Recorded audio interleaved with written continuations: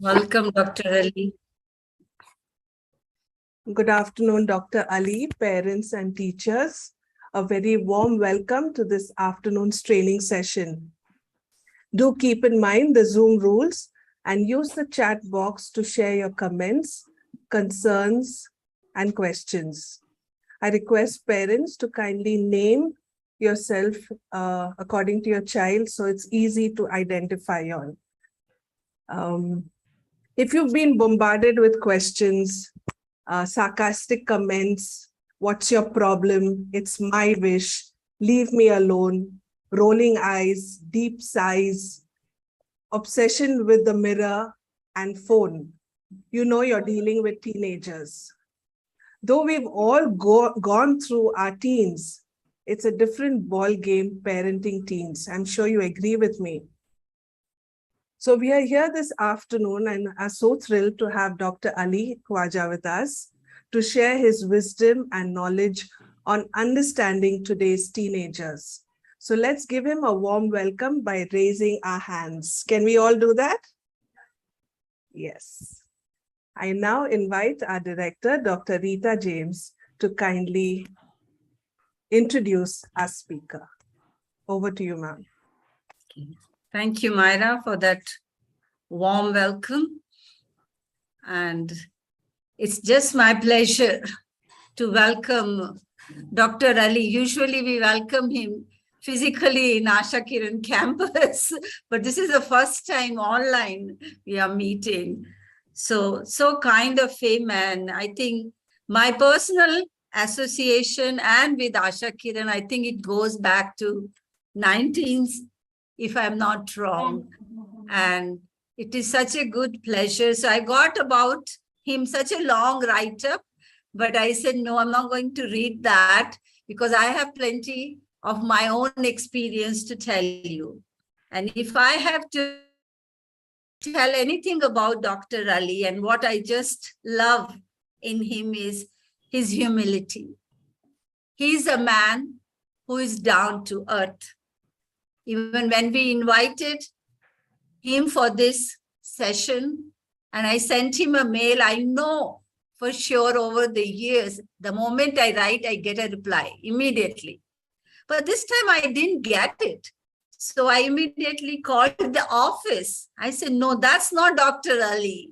So I called the office and I just said, I want to talk to Dr. Ali. And you should know, if a person of his level, usually the PAs will say, who are you? Why you want to do? Nothing happens in his office. So they immediately say, yes, ma'am, I'll connect. And they immediately connected me to Dr. Ali. And so Dr. Ali, I really appreciate so many years of connections with you. And above all, if many of you who don't know, he's the founder of Banjara Academy. And Banjara Academy does lots of counseling. And I was one of the early years in 19s I did when there was no online, nothing. We used to write on the paper, send it, get it corrected. I still have those papers with me. And they do lots of other courses and counseling and career guidance, aptitude test. And when I talk about aptitude set, that again, I want to share with the parents that many times we don't do even with these children, especially called special children. And I still remember I reached with this problem because we wanted to guide our students in the right direction. And I said, Dr. Ali, what do we do? And he was so humble that he himself came along with his team, and they spent half a day working with our children. And from that on, I think it's become a part. Anybody comes, I just say, go to Banjara and it will be done for you. And recently, Dr. Ali, you will be able to tell the boy, one boy came to me, Sunil Nair, and then he is now in hotel management 4 years. So that was, thank you for all your guidance. And they were thrilled. They didn't know what to do. So I encourage parents whose children are in 10th and 12th to visit Banjara and get the right direction, the counseling for children. I think I'll not take Dr. Ali's time now, otherwise I keep on talking. And so, Dr. Ali, over to you. We are really looking forward, and this is in YouTube also, the live recording is going there also, so that many more people can benefit. And the topic what we are going to discuss and hear, it's quite a difficult, puzzling, sometimes confusing topic. So without taking your time, Dr. Ali, over to you. Thank you very much, Dr. Rita. It's always a pleasure to be with you and your team. Ideally, there in your campus and availing your hospitality, but nonetheless, even online is good enough. At least we can have an exchange of thoughts. And as was told to you, my chat box is open. Please feel free to write your questions, comments. Don't think that I'm going to speak for so much time, then we'll have so much time for question answer. Wherever you have any doubt, questions, or even a comment, disagreement, please feel free to just type it into the chat box. As and when I can, steer the conversation to that, I will respond to that. So as you know, the topic is about adolescents, teenagers, whatever you want to call them. The funny thing is that whenever people use the word adolescent, they add the word problems. Adolescent problems have almost become like a hyphenated word. They use it so freely, adolescent problems, and all that. Let me tell you that adolescents have only one problem, and that is adults. If all the adults were to disappear from the face of earth, the adolescents will have no problems at all. Okay. But on a more serious note, let us understand what happens. As you know, a child is an asexual being. When the child is born, the child may have physical features of a boy, girl, whatever it is, but the child is an asexual being. It doesn't make a difference whether it's a boy or a girl. When you do see behavior patterns which are different between boys and girls, it is because of the upbringing. Because we start off by saying that, if I have a boy baby, I will put blue colors. If I have a girl baby, I will have pink colors. So we start differentiating from there. The dressing style, the habits, that. It is the elders who are drilling into the child that you are a boy, you are a girl. But to them, frankly speaking, it makes no difference till you come up to what we call as puberty, menarche, coming of age, whatever you say. Now that is purely a biological phenomenon. It varies quite, in a wide range. There are children who come to puberty at 9 years. There are children who don't come up to puberty till 13, 14, whatever it is. Among girls, puberty is a very, very well-defined transition, because the day the girl has her first periods, you know that she has gone from being a child to an adolescent. With boys, it's not a one-day event, but within a few days or within a few weeks, you will notice that there is a spurt in his height, that his voice cracks and he starts getting a different form of voice. He gets facial hairs, his shoulders broaden, and of course, what nobody wants to admit, he starts getting erections. Now that is a time when you know that this child is no longer a child, he has become an adolescent. Biologically, adolescence is the phase where the child has become a sexual being. The child is capable of reproduction. Okay.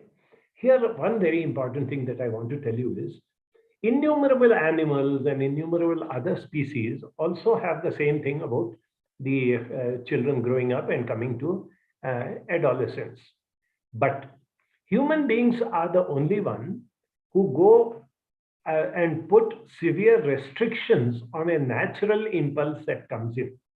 When adolescence comes in, it is a activation of the hormones, and that is when things like attraction to the opposite gender, feeling arousal, feeling that desire to be close to somebody of the opposite gender, desire to be loved by somebody of the opposite gender. All this happens because of the activation of the hormones, which is a biological phenomenon. It is not because the child has decided that I want to be a naughty child and I want to have girlfriends, boyfriends. It comes from within.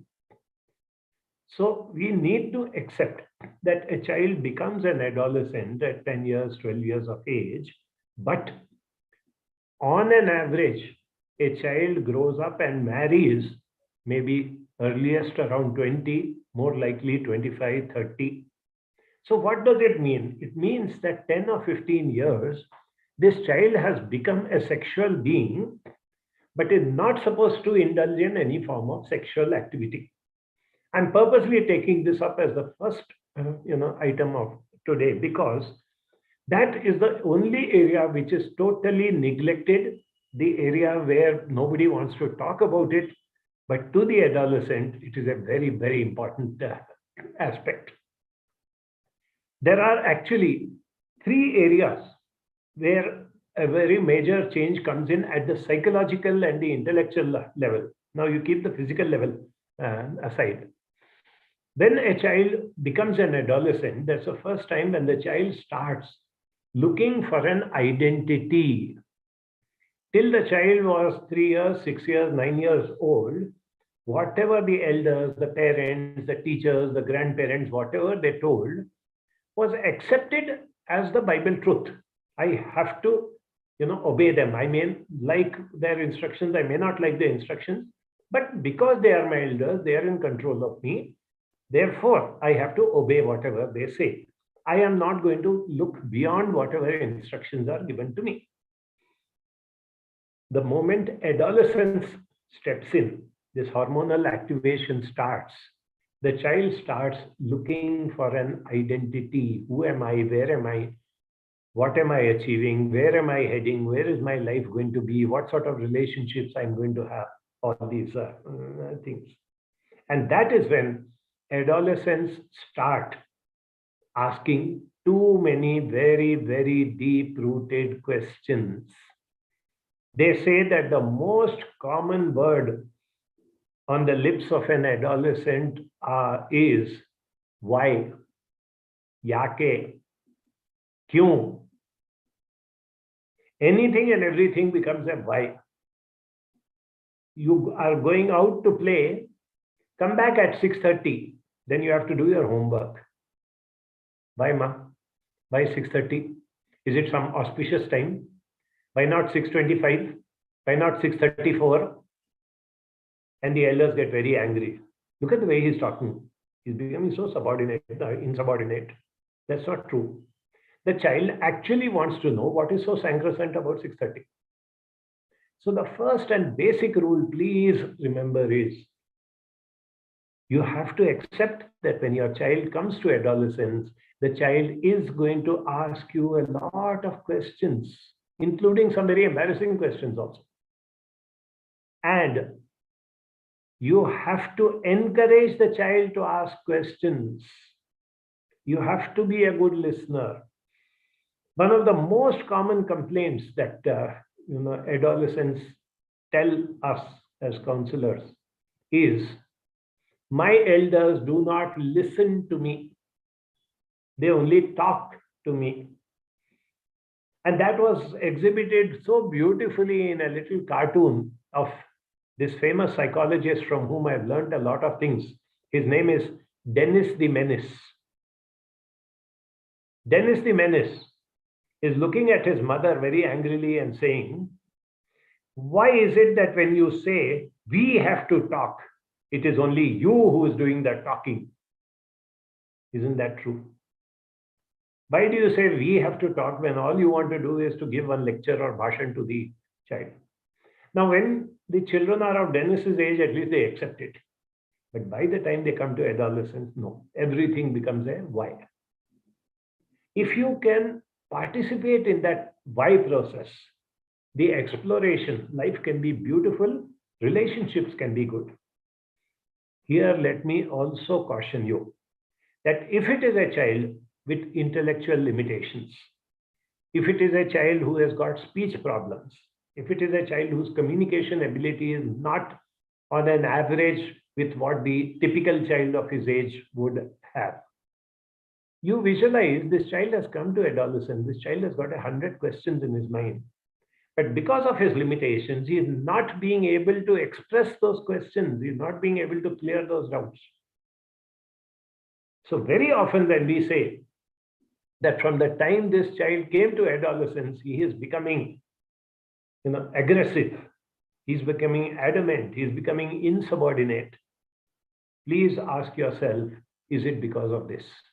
Is it because my child is not getting an opportunity to communicate, to get his questions answered, to clarify his doubts, the way other children, who what we call as neurotypical children, what they would do it in a smooth manner, but this child cannot do it.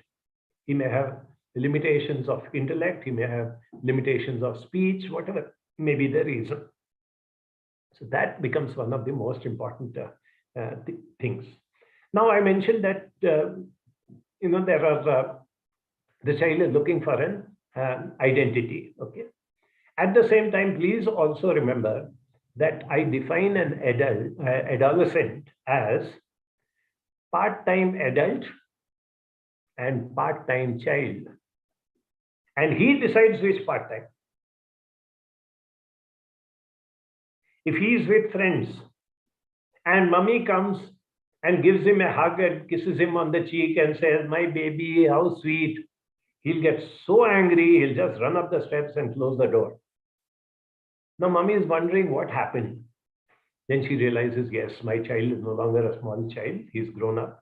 He doesn't want to be treated as a baby in front of his friends. I said, "My baby," and I gave him a hug. So, he doesn't like that sort of behavior anymore. When he was small, he used to enjoy it, but now I think he's grown up. So I also need to respect his, the space that he wants, etc.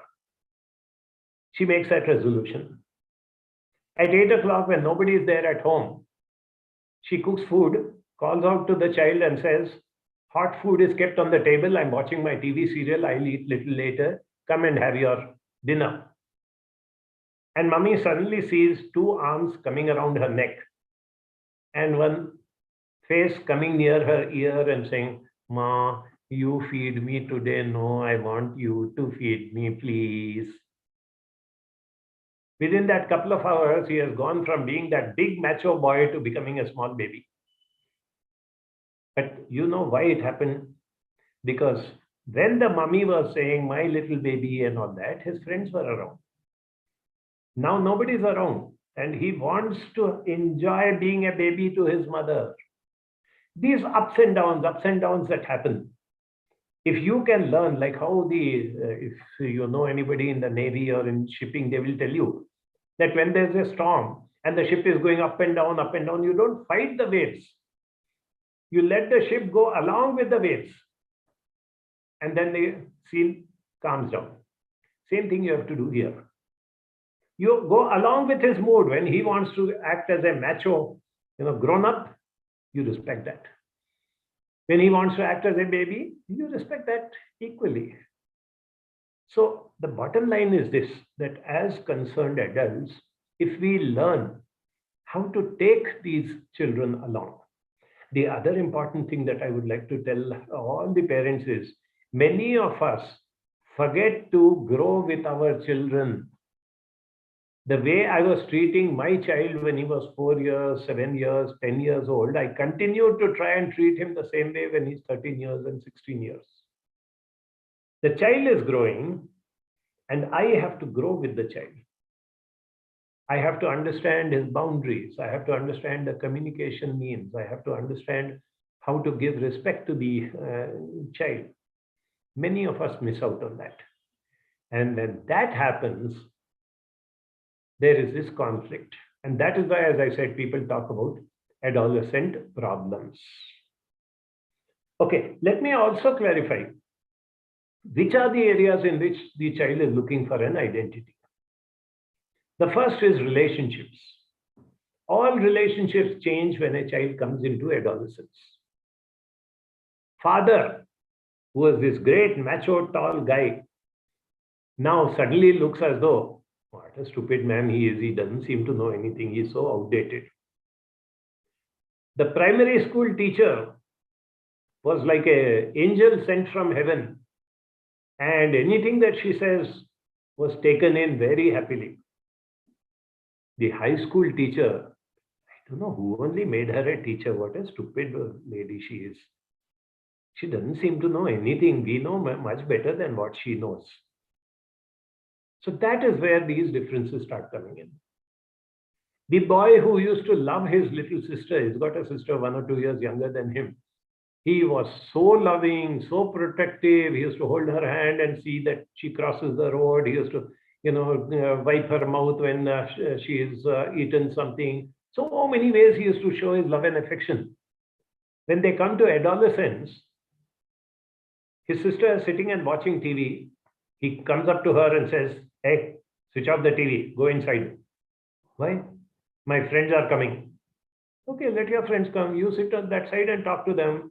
I'll lower the volume of the TV. I won't disturb you. No, when my friends come, I don't want you sitting here. Go into your room. Why should I go into my room? I'm not disturbing you. I'm watching my favorite TV program. And one big fight starts between brother and sister. Can you make a rough guess what happened? Why was he suddenly getting so angry with his sister? Because his sister now started looking very pretty. And he knows when he went to his friend's house and saw his friend's sister, how he was ogling at her. So he knows now that when his friends come, they will be looking at his pretty sister and ogling at her. But he doesn't have the courage to say that. So all he does is, "You don't sit here. You don't be here when my friends are here. You don't make friends with my friends." That is what happens in terms of relationships. All relationships take a change. And again, I repeat, if there's a child with special needs, you understand how this relationship issues take place.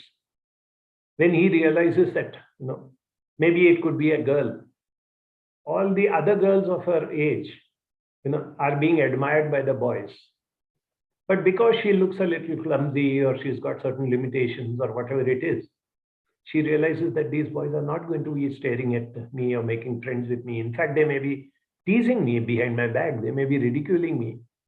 So all relationships, as it is, take a turmoil. And if there is a child with special needs, all the more so, please understand what we call, for example, as body image. The moment they come to adolescence, they are so conscious about their body image.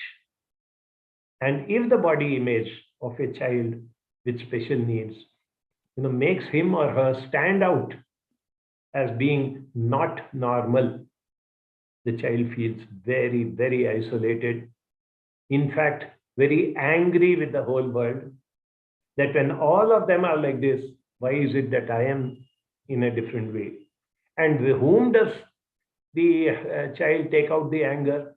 On a parent, on a sibling, on some close friends.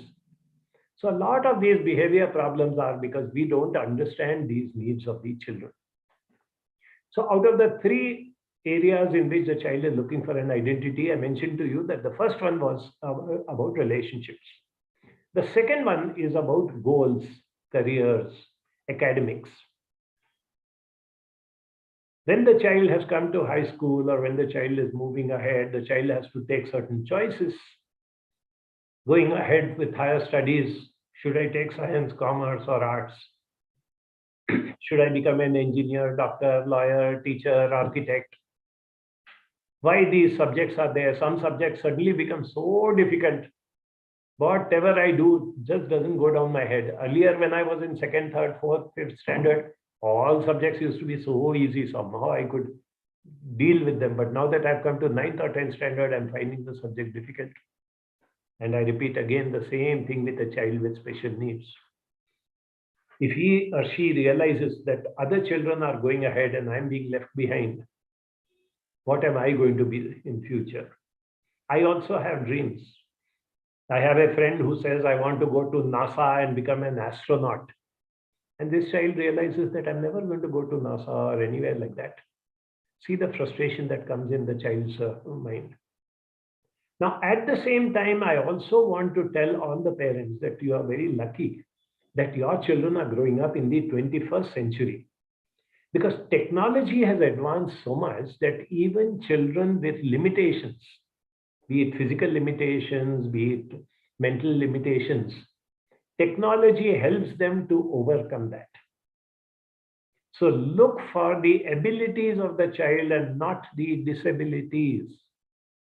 If the child is unable to go ahead in academics and do the regular, higher studies or professional courses, it doesn't matter. There are so many opportunities to children who cannot achieve academically, provided we find out what they are good at.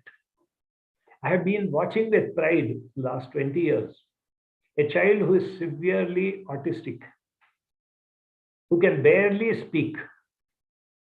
Somehow, when he was growing up and when he was a teenager, and his anger outbursts had increased and his mother was getting very frustrated with him. One day, the mother took him to a neighbor's house and he wandered into another room and there was a tabla there. And he sat down and started beating that drum, the tabla. Mummy got scared and came running and saying, no, no, no, no, that is auntie's tabla. How, don't touch it, you'll get spoiled. Somehow the hostess, the lady, said, I can see a rhythm in the way he is beating that tabla. Don't stop him. Let us see what he does. Just ignore him. Let us see. After some time, she said that, yes, he's a very rhythmic child. Why don't you teach him the tabla? To cut a long story short, today that boy has become an adult and he's a professional tabla player. Every few days, he is invited for some program, some music program or something like that. And he gets paid around 300, 500, 800 rupees per evening when he goes and plays the tabla. And it's not just the money. It is that self-respect, the pride. People praise him, people invite him that you are good. People tell him that, the singer is going to sing in this rag. You have to play the tabla like this. And he feels very important about it. It's just one example I'm giving you that when it comes to careers, academics, please do not get bogged down by the limitations of the child. He's not able to clear 10th standard. He's not able to do mathematics. He is very poor at languages. Fine. But what is he good at? You are all aware, Asha Kiran itself offers wonderful opportunities for children through NIOS 10th standard, 12th standard. You can select subjects, you can give subjects one at a time. So many such things. That's what I said that. Compared to earlier, there are such wonderful opportunities available to children who have certain limitations. But as parents, it is our responsibility to identify what are the strengths of the child and guide that child in that direction. This was a child who could not complete a 10th standard. He could never clear a number of attempts he had made, but he had not cleared. One would think that he is an uneducable child and would have rejected him. No? Today, he is an accomplished and acknowledged tabla player. That is what I'm trying to tell you. The third area, a very, very sensitive area you need to understand is that of sexuality. When a child becomes an adolescent, and as I said, when the hormones get activated, there is a sexual arousal. There is a sexual need. And obviously, we do not allow the child to indulge in any form of sexual activity till he or she gets married. So what happens is that while on the one side we are suppressing the child, are we giving the child sex education? And I don't even mean sex education. I mean sexuality education. What does it mean to be a boy? What does it mean to be a girl? Why is it that now that you have become an adolescent, you are suddenly getting attracted to girls? 1 or 2 years back, if somebody said, there's a girl of your age in the neighborhood, go and play with her, you would say, Chichi, she's a girl, ask her to play with other girls. I'm not going to play with her. Now, this same fellow has suddenly started walking in front of her gate, putting on his best shirt.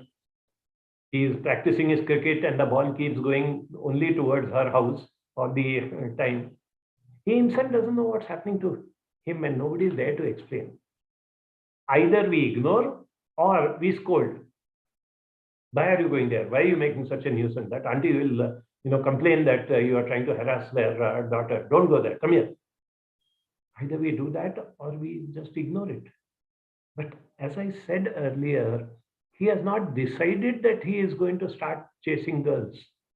It is because of the activation of his hormones. It's a natural thing that is coming.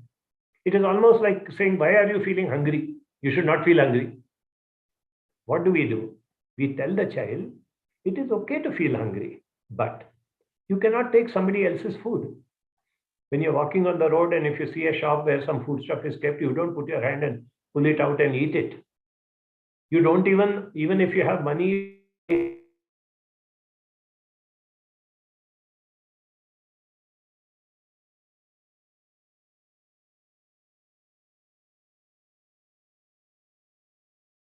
your stomach will be full. So the same way we explain about anything like this, we need to explain to the children about, sexuality. Such small things that where, a little bit of communication, a little bit of understanding, a little bit of giving them that sexuality education, awareness. And again, the most important thing, be open to listening to the child. Encourage the child to ask as many questions as possible. There was a 13-year-old girl. Most 13-year-olds by now know a lot about the birds and bees, but maybe this child was a little too innocent. She went to her mother and says, Amma, does kissing make a girl pregnant? You know what the mother answered? What? What is this kissing nonsense? Who kissed you? What are you doing? Finished. That was the end of her sex education. She'll never go to mama and ask any doubts. That is what I mean. You should actually encourage the child. There may be a child who feels that I'm not good looking enough. That's why boys don't look at me. They only chase the other pretty girls. Acknowledge, accept her emotions. Don't say you should not be, this is not your age to be squandering around with boys. Do your studies. That's not the right approach, no? She has this desire. She has come to adolescence. She wants to be attractive to the boys like any other adolescent. So like I said, you acknowledge the feelings. You don't have to accept actions. But please acknowledge the emotions that adolescents go through. This is what we see day in and day out. As Dr. Rita said in the introduction, we run a counseling center. It's a free counseling service. Anybody can get in touch with us and, any doubts, anything they can ask. Those who cannot come because of distance issues, they can talk to us on phone or they can send us emails. Please see our website, banjaraacademy.org. Banjara Academy is one single word, banjaraacademy.org. In that, there's a button called My Counselor. You can ask any doubts, questions that you have. You don't even have to disclose your identity. You just say that I've got a child like this and this is my doubt or anything, not just with regard to children. We also have a unit which we call Gurukul, which is not a school, but which is a place where we understand children, assess children, help in parent-child interactions, and guide the family as to what would be the best place. Can this child go to mainstream school? Should this child be in a special school? If so, what the child can achieve, what the child cannot achieve. So I invited today my colleague, who is the director of our Gurukul. Her name is Sonal Patel. She'd also like to say hi to all of you. Hello everyone. Hi Rita. Hi Rita. Hi, How are you? Good to see you. What a surprise. Yeah. Go ahead. As Dr. Ali was speaking about how people think that adolescence is attached with a problem. And I was thinking that adolescents are not problem. It's the adult who make it a problematic life for them with their questions and their doubts and their distrust, I would say. The trust is very fragile with the adults at that age, and that can affect the adults quite a lot, adolescents quite a lot. I think that's the time, even if you have lost it in the childhood, you can regain that trust in that phase if the communication channel is handled in a perfect way, as we say that the spelling of communication should be LISTEN, which Dr. Ali has taught us all very precisely, I would say. Right, Ali? Yes, thanks, Sonal. And ducking behind Sonal, is Kanaka, who is also part of our team.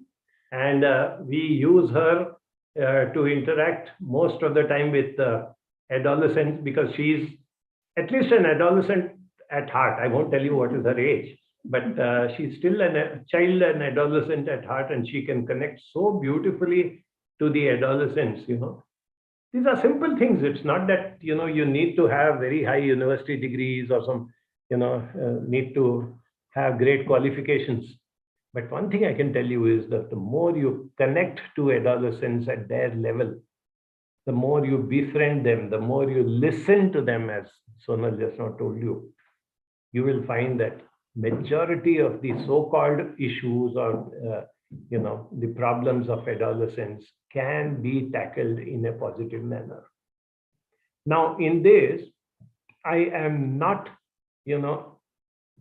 undermining the challenge which some parents face if the child has special needs. If the child is not able to perform academically, if the child has some other, speech-related problems or whatever it may be, I don't bother so much about the labels that, who is autistic and who is spastic and all that something.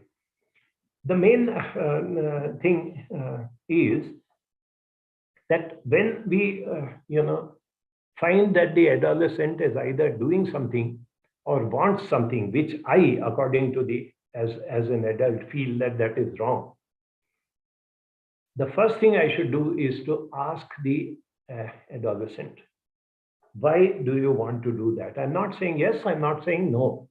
I want to understand deeper and better about what it is. So you said you want a mobile phone, you want a cycle, you want to do this studies, you don't want to do that studies, you want to go out and play with some other children, whatever the need or the request of the adolescent is. First, put it back to the adolescent and say, explain to me. Also, be very careful if the child, if you ask, why do you want a mobile phone? And the child says, because all my friends have it. You have to make it very clear that if all your friends have it, that is no reason for me to give it to you. I will give you if I am convinced that you have a need for it. And of course, we should be able to afford it and all these factors. We'll take all these factors into account. But don't come and tell me that I want it because my friends have. You should have your own self-worth, self-esteem, and dignity. You should take decisions which are good for you. If all your friends want to go and do something bad, would you do it just because others are doing it? No. So I want to help you to build up your own dignity, your own status, your own self-worth. So explain to me, convince me. In fact, I would put it the other way around. Encourage autonomy of a child, even if the child has limitations. To whatever extent the child can, one of the best life skills that you can teach a child by the time he is coming to adolescence is to give him choices. Many of us make the mistake, we'll open the wardrobe, take out the blue shirt and say, put the shirt on. If we can open the cupboard, call the child and say, I have ironed the blue and white and green shirts. Out of these, which one do you want to wear? The child feels important. The child feels that I am being given that significance. The child feels responsible. So the child says, I want to wear the white shirt. Fine, give it to him.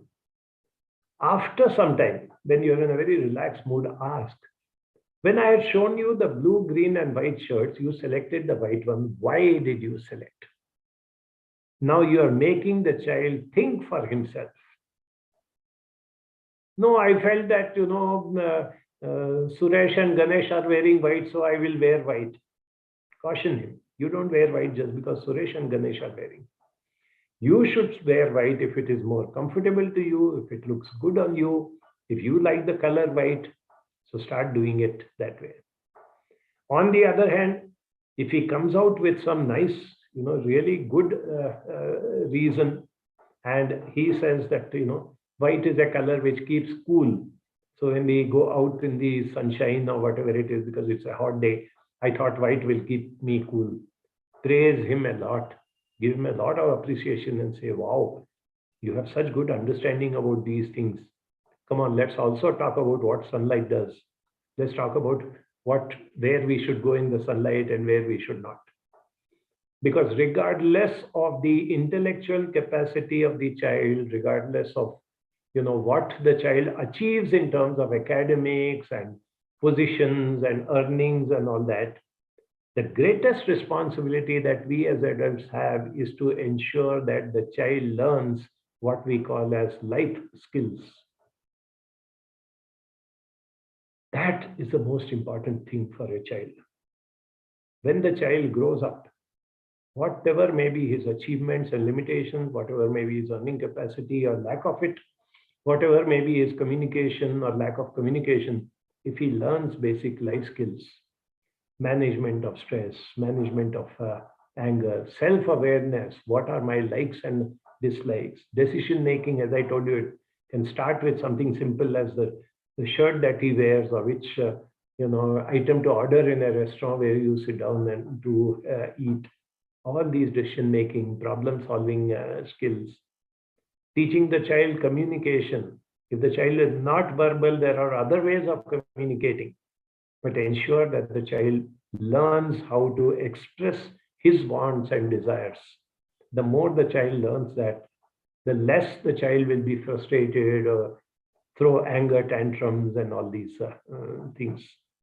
So if we are taking care of all these things, you will realize that you have brought up a wonderful child, a child you will be proud of, and you can see that child being, if not a multimillionaire or a child with very high achievements, you will have brought up a happy, contented, and a peaceful child. That should be our aim. Behavioral scientists are already told us that in this 21st century, 80% of the success, fulfillment, happiness, achievement of children depends on their EQ and not their IQ. IQ, you all know, it is intelligence quotient.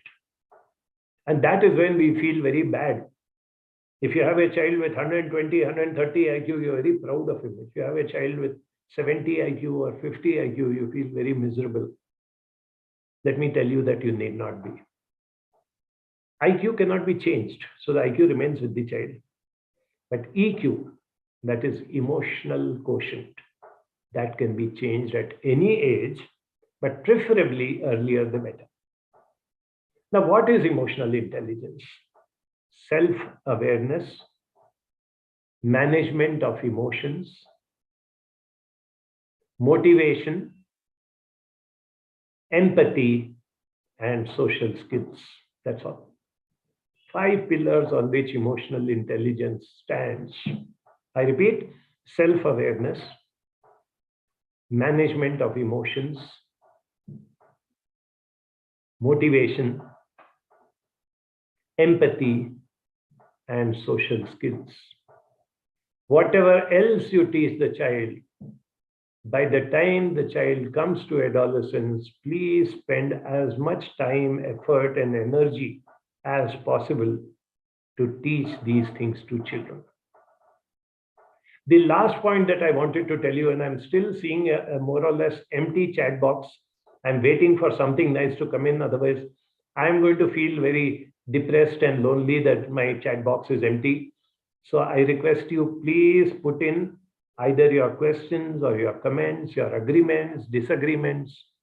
So I would like this session, though it is very brief, I would like it to be interactive so that you ensure that you clear your doubts and you take back what you want to.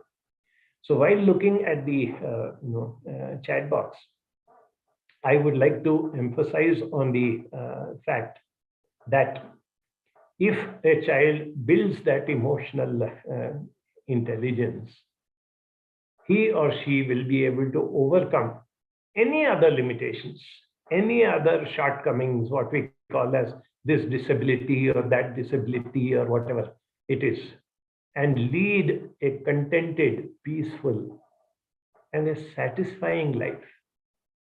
a child with good morals and values, a child who understands and respects others, a child who is not, lost her self-esteem, feels that, yes, I am worthy. God does not produce junk. Every child that has been brought into this world has some value or the other, some talent, some ability. It is our duty as the concerned adults, be it teachers, be it parents, be it concerned adults, to help these children. And the greater the special needs of the child, all we need to do is to use our minds to try and identify what is best. Most of the time, we have seen that behavior issues, frustrations, pent up anger, violence that comes with adolescence is because, like I told you, the child is trying to find an identity, and when the child feels that I cannot express it properly, I'm not being understood, I'm being ignored and looked down by others, I'm being teased by my peers. That is what creates this thing. Encourage the child during adolescence to explore. Do not kill the dreams of a child. You have a child with severe limitations and he says, I want to be an astronaut. Don't put him down and say, no, you can't even walk properly, you can't talk properly, you're not able to pass your basic exams, where you'll become an astronaut. Don't do that, please. There's a long time ahead of him when he has to actually come to the reality whether he'll become an astronaut or not. Today, he's a teenager. He may be in 7th standard, 10th standard, whatever it is. He may be doing well, he may not be doing well in academics. But the more you allow the child to explore, the more you allow the child to dream, in fact, talk to the child about different types of careers, different types of life skills. Wherever possible, give the child an exposure to different types of people. I remember long back when we used to spend our Saturday evenings with children of an orphanage, which was run by nuns. One day it so happened that we came to know that in YMCA, there is a sports event for disabled children. Suddenly on an impulse, we used to go in 2-3 cars. We asked the warden and said, can we take these children to that sports meet and get them back in a couple of hours? She said, okay. We went there and there were these children on crutches or on wheelchairs or whatever it is, and they were participating in the sports event. These children who were physically fit, all of them, they sat through for an hour or more. And when they came back, they said, sir, because we don't have parents, we feel so much pity on ourselves. We feel we are orphans. But when I looked at these children and I realized that despite not having legs or despite not having the normal abilities which all of us have, they are still so happy. They were laughing, joking, running around, encouraging each other. From today, we will stop having self-pity. It was such a great transformation to those children. And that is why I say that create interactions. Expose the child to different age groups, younger children, older children, adults, people from different backgrounds, rich people, poor people. The more the child interacts with a wider variety of children, the more the child learns emotional intelligence and life skills and the ability to overcome whatever challenges come the way of that child. As a person who has been a keen observer of human behavior and more so about children for the last 30-40 years, let me tell you, I have seen that with good guidance, good support from teachers and parents, providing a level playing field, giving wider exposure to the child, identifying and encouraging the child in whatever little ability that the child has, that is what creates a very, very fulfilled adult. He or she may still have the certain limitation. The child may be autistic, the child may have cerebral palsy, the child may have intellectual disability, whatever it is. Those are only labels according to me. As I said, every child is a child of God, and God does not produce junk. God is perhaps testing you to see, will you find the abilities that I have given in this child, and will you nurture that? That is where you have to rise to the occasion and do what is needed. It can be done. I'm not giving you any theory today. I'm only talking about my observations, as I told you, literally over 2 generations. And I've seen how, with the right inputs, children can really blossom out and become very happy and fulfilled children. That is in our hands. Takes a little bit of time and effort here and there. A simple thing to parents, I always tell, even if you cannot give quantity time to your child, let's say the father is a very busy person, he's in a very stressful job, he has to be away long hours, or he has to keep touring, doesn't matter. The point is, are you giving quality time to your child? When the parent says, I am friendly, what is friendliness to you as an adult and what is friendliness to the adolescent are 2 completely different things. If you were just to take the trouble of talking to the child and asking, how do you define a friend? What do you like to have in friends? And the child will tell you. And then if you can fulfill that, then you can claim, yes, I am a friend. Okay. Myra Madam has asked, how do we guide children through dealing with romantic feelings that they develop for an individual? Yes, I just briefly touched upon it, but it is a very important thing. When they come to adolescence, one of the issues that, as I told you, there is a very natural attraction. So you have to start off at 2 levels. One is the basic sexuality education. Encourage the child to talk about whatever he or she knows about genders, about boy-girl relationships, about marriage, about reproduction, about family, all those things. In fact, I start off with sexuality education from the reverse. I first help them to understand family and its importance. Don't you think that because you live in a family where there are people to take care of you and love you, you are a very fortunate person? There are children who do not have parents. There are children who live in orphanages. Compared to that, you are a very happy person because you have family. Then I tell them, how did it become family? When your mommy and daddy decided to get married and have children, that is when the family started. If they, as teenagers, just wanted to have fun and roam around and do dating or do something like that, would they really have, the ability to produce a family? So the sanctity of marriage, explain to them the sanctity. And today's children also need to be told, because they are seeing a lot of marriages which are not going well. They are seeing marriages which are broken up or divorced. So tell them, yes, that happens. It's like, you go on the roads and you travel on the road and there are accidents. Every day in a big city like Bangalore, there are 1, 2, 3, 4 accidents, but that does not mean that. But what is our responsibility? Our responsibility is to drive carefully or walk carefully. So if you do the right things in a marriage, that's what happens. Now, how does the marital relationship differ from other relationships? Because it is exclusive. They have intimacy depending on the age and the understanding, mental age of the child. You explain what is reproduction, what is the meaning of a man-woman relationship. And lastly, we come to this thing of delayed gratification.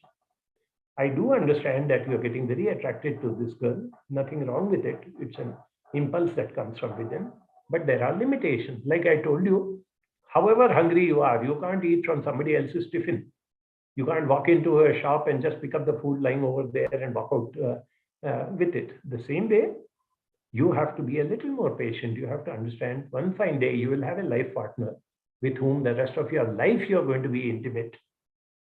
You're going to have a sexual relationship, a romantic relationship. You're going to be partners throughout. So if you have that thing, it's like living in a big rented house from where you can get thrown out anytime. or saving up enough money to buy a small house which is your own and which is permanent. That is what these are simple things. I can explain more in detail whenever somebody has the need. Sometimes mother is more comfortable talking to the daughters and father with son. Who do you think is better person to address their biological and physical needs? I do agree that as far as possible, it should be the parent of the same gender, but not necessarily so. If you find that the mother is equally comfortable or more comfortable with the boys, nothing wrong with it. It's not the gender that is important. It is only out of convenience that if all things being equal, a father should be talking to the son and the mother should be talking to the daughter. These are some of the simple things which we need to understand, and more so whenever there is a something like special needs or something where the child is having difficulties. Please understand that don't get pulled down. Very, very important is the spirit, the positivity, and the type of attitude which the parents have. If the parents appear to be positive, happy, fulfilled, children grow up with that. If it is a fact that children do not listen to what the parents tell them, but they mimic them. They follow what they are doing. There's another very, very important question. How do you address teens who are watching porn? Yes. Part of the whole desire, the sexual arousal and the sexual desire is fulfilled by watching porn, on the phone or laptop or whatever. It is why? Because the child has been told that you cannot go close or have a relationship with somebody of the opposite gender. But yet, there is a desire. So now with pornography and all these things being available so freely, even if the child doesn't have an inclination, there will be some friend or some classmate, somebody who will show him that this is how you can get into it. And a lot of it is even free. They don't even have to ask money from anywhere so that they'll get into trouble. Now, what I want you to do is to understand that it is primarily the need of the child. Tackle it at the root cause. As I told you, sexuality education, helping the child to understand. Helping, for example, if it is a boy, to help the child understand that women and girls are not sexual objects. One woman is going to be your sexual partner for the rest of your life. The other women are to be respected. And therefore, if you develop this habit of watching porn, if you have watched it once or twice out of curiosity or because other friends told it, doesn't matter. Don't start scolding a child the first time you catch him or her watching porn. And I do know of many, many cases where girls have been caught watching porn. Be aware of that also. It's such a strong instinct, to go into something which is forbidden just because it is so easily available. One generation back, children would have had to go to a cinema theater and see an adult film. Today, they don't have to do anything like that. No? So these are some of the things which I want us to work on. Today, within this hour that was allotted to us, we have just sort of covered a lot of basic things. While dealing with teens, how do we balance between being a parent, teacher, and a friend? Mark out certain very important issues where you have to be a parent, where you have to have discipline. Differentiate between things which are not permissible. Either they are illegal or immoral or they are hurting somebody else. There you be a very, very clear and firm parent. All other issues, you can be a friend. Learn to differentiate between the two. Sometimes we get carried away. You have a teenage girl who likes to wear some sort of, what we call as an inappropriate dress. It's because that's the way the fashion is. Today, there are so many girls who are wearing that type of dress, so she also wants to wear it. Talk to her about it. Explain to her that you are a capable child. You are a competent person. You are a person with your own identity. Your identity should not be addressed by your body or people just ogling at you. You should have that dignity to be appreciated. If you're a writer, write something nice. If you're a painter, learn to paint. If you're a person who can talk and participate in quizzes or debates, you do that. Whatever you can do, When you get appreciated for that, you will see that, these are the type of things that we need to look into. So as I said, that at the culmination of this hour, I just want to leave you with these simple messages and with the most important message that in case you want to continue this discussion, dialogue, you want to have more input specific to yourself or your family or your child, please feel free to get in touch with us. As I said, we do free counseling. We don't charge money. If you know somebody else who has certain, emotional needs or some support they need, tell them. And I told you that they can either come or they can phone us up or they can send us an email. Confidentiality can be maintained. They don't even have to disclose their identity. Whatever best we can do from our side, we are there to do. We have a lovely team of very committed people. Sonal and Kanaka, you have met. There are many more who are equally committed and equally dedicated to the cause. Whatever we can do to help, we can do it. It's an ongoing process. Every now and then you will have some doubts, you will have something. Enjoy that process of parenting and the growth of your child. So with that, I will hand you back to Dr. Rita James to wind up this session. Thank you, Dr. Ali. Myra, will you take over?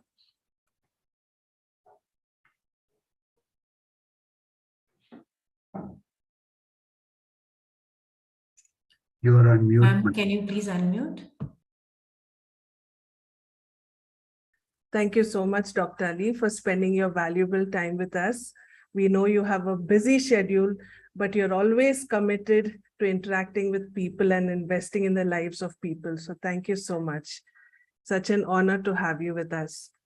On a lighter note, the other day while I was scrolling through my phone, I came across this quote, and I'll vouch for it based on my own personal experience. Nora Ephron says, when your children are teenagers, it's important to have a dog so that someone in the house is happy to see you. Yeah. So I follow that advice. I don't know how many of you do, but yes, it does work. So I just like to close with this poem that I came across. I know we're running out of time, but it's a very meaningful poem written by Jeannie Gravlin.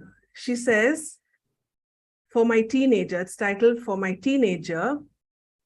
A blink ago, when I was your age, I admit that I yearned to be free. And I clearly remember my mother and how she would not let me be. At the time, I was very impatient and hungry to live my own life. So we argued a lot back in those days, and it caused us both heartache and strife. Now the picture is strangely familiar, but I play the part of the mom.